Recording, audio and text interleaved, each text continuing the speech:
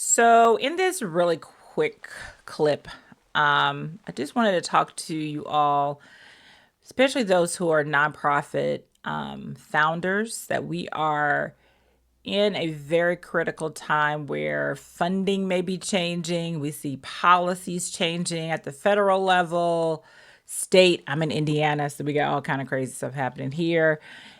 Even at your local levels, funders, your private foundations may be shifting.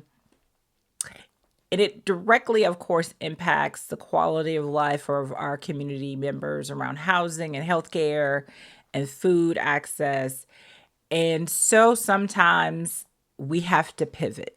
We have to make some changes. And so I wanted to give some about five, 1, 2, 3, 4, 5, five quick tips on what to do in these times. I'm doing it, so I thought I would just share with y'all real quick of what I'm thinking about, how to make these changes.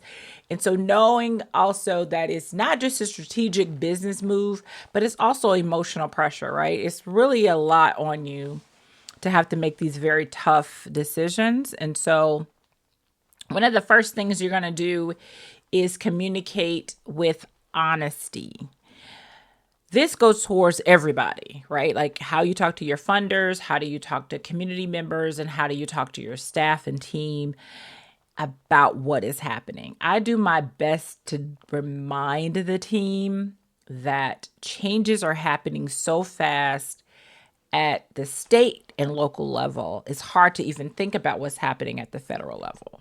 It's a lot going on. And all of these changes do impact our organization, the funding we get, and our future. So don't shrink and disappear. Don't have secret meetings that make your staff feel away. But just really communicate the truth of what's happening. So communicate with honesty.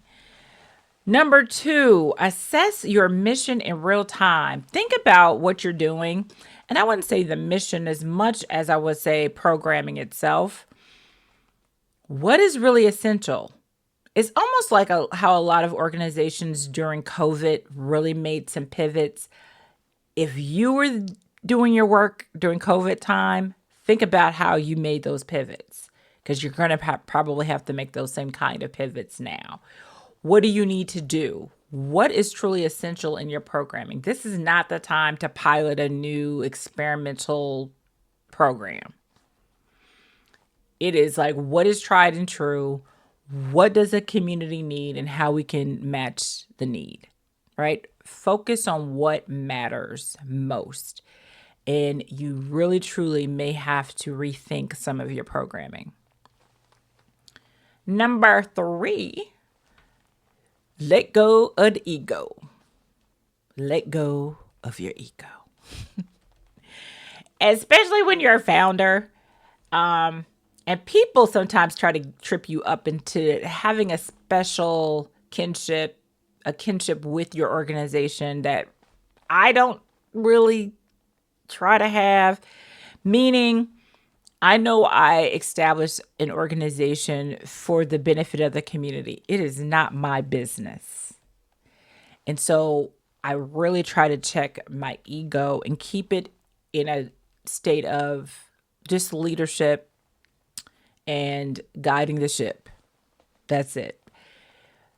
So, in that checking your ego, you might have created programs that are very, dear to your heart.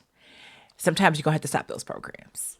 Sometimes you're going to have to stop the nostalgia and seek help. Seek help. Ask the questions and be very true about where you're going, because it's really not about your pride and all of that stuff. It truly is about the people that you're serving and your staff. And you're going to have to do some self-checks during this process. It's going to be hard. It is. Protect your people, including you. You are the people too. You too. If reducing staff is on the table, really try to do it with care, clarity, support. And also just check in with your own capacity of the things that you can handle. I'm really working on that right now because there's a lot of pressure. But your wellness is a part of the work as well. But really talk to your staff if you're going to have to reduce staffing. I'm not talking about termination in that sense of, people doing their jobs or not doing the jobs. But if because of funding, if you see it coming down the pipe that, hey, this funding is only going to last for the next 6 months and that's it, tell your staff so they can prepare. The job market is horrible. So, take care of your people and help them plan and help figure out, what you can do to make sure that their transition isn't as challenging as it could possibly be.